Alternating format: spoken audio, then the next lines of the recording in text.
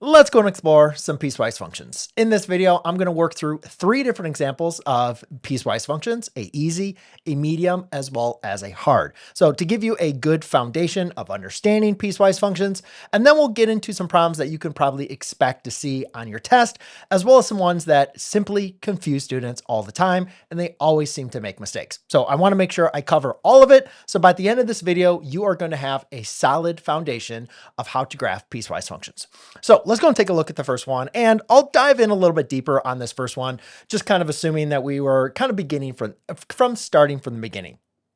So in this case, you have a function f of x, and you can see there are 2 equations, 2x plus 1, or 2 expressions, 2x plus 1, and a negative 2x minus 1. And then there's these little restrictions. Now, this confuses students a lot when they are first being exposed to piecewise functions, because a piecewise function is basically just a function that has 2 or more rules, right? Remember, a function has a rule, right? It has an input and an output. You plug the input into the rule, and you get an output. So a piecewise function is when you have 2 or more rules, and then we're going to have restrictions. Now, why do we have the restrictions? Well, if we didn't have the restrictions, then we would not have a function. And I'm going to explain that here in just a second. So let's go and take a look at these 2 graphs. And in previous courses, you should have learned how to graph both of these two equations, right? So we can just think of y. You could read them as f of x, but f of x is the function of these 2 together, right? So I'm just going to say, well, why don't we just write these? Why don't we just graph these equations as we know how to do?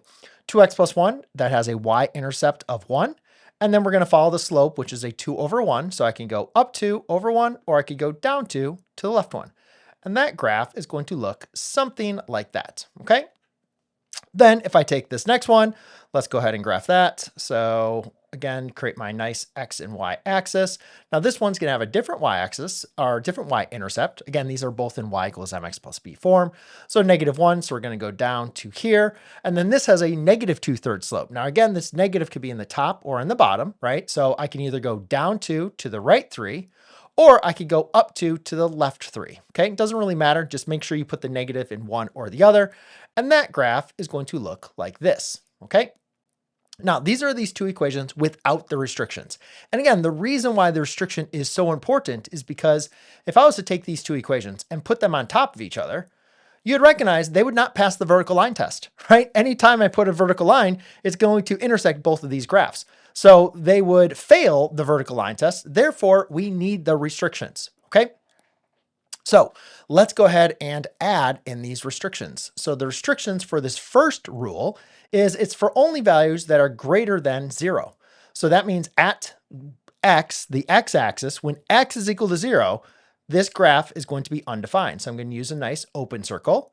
And then what I'm going to simply do is follow the graph only in the positive values, right? Because it's only for x values that are positive, like 1 or 2 or 3. Right? 1, 2, 3, right? So we're talking about the restrictions are only on the x values, but that part of the graph is going to be positive.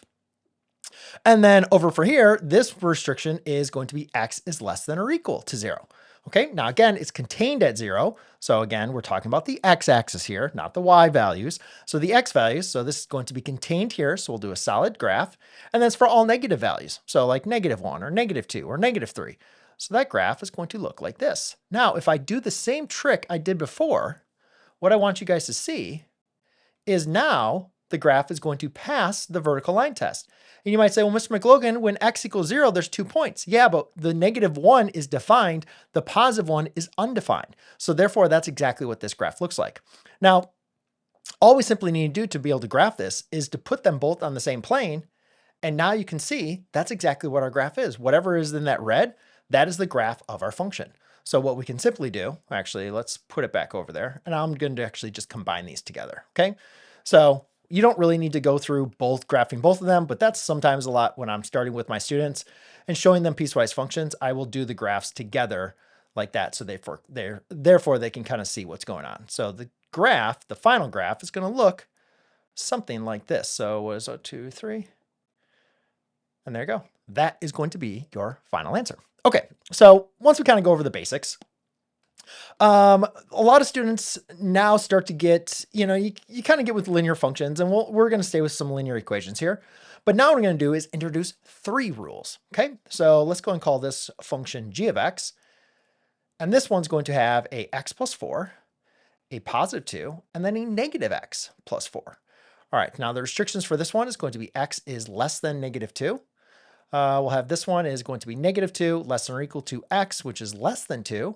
And then this one is going to be x is greater than 2. Okay, now I don't want to waste a lot of time graphing this all three. So I'm just going to put this all on the same axis, okay? And this is another approach. Once you get a little good foundation of understanding what you're doing, you don't need to break it down into 3 different graphs, right? You can just go into the same graph.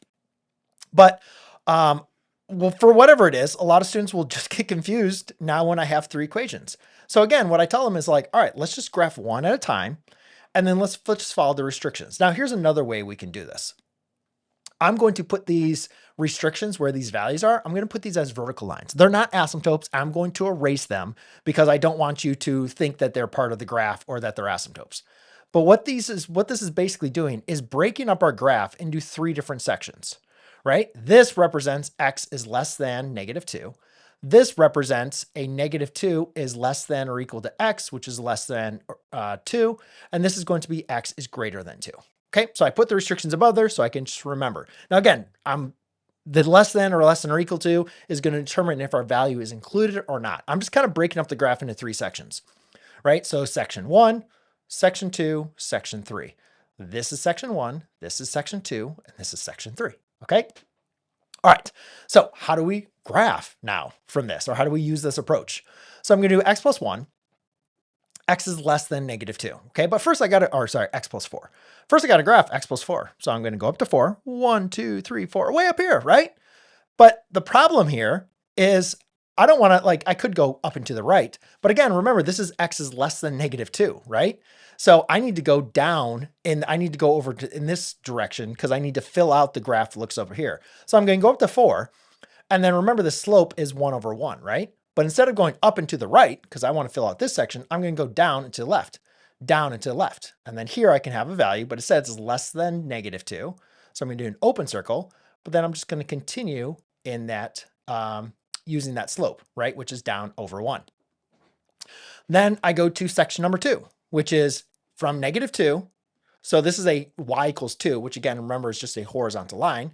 So from negative 2 to 2, this graph is going to be, it's less than or equal to, but then it's open to over here. So it's going to include that. That means it's going to fill it in. But then over here, we're going to have a nice open circle. All right. Now let's go to section number 3. Section number 3 is for all these values. So I'm going to go x is equal to 4. But now this has a negative slope. But again, I don't want to go to this left direction. I want to go over to the right. So here's my y-intercept. And to go to the right, I can go down one to the right one, down one to the right one. And then I can just kind of continue that pattern in this direction. Okay, so it has the same kind of slope as over here, right? 1 over 1, but this one's a negative slope. And should I fill it in? The answer is no. The reason why I couldn't fill it in because this is x is greater than 2. This was for x is less than 2. So guess what? X is not going to be defined in those 2 values. And then I'm going to erase these nice little tick marks because I don't want you to confuse your teacher thinking you're throwing asymptotes in there, right? So that is going to be what that graph looks like. All right, now let's get into our last example, which is one that students always make mistakes on. They understand piecewise functions, they understand linear equations, but then I throw them a problem like this and they get utterly confused. So let's call this one h of x, and let's bring in some different functions, right? Because the cool thing about piecewise functions is we're not limited to just linear equations. We can really use any type of function that we want to as part of our rules. So in this one, where we're going to have x plus 1, and then x is going to be greater than 1. Okay.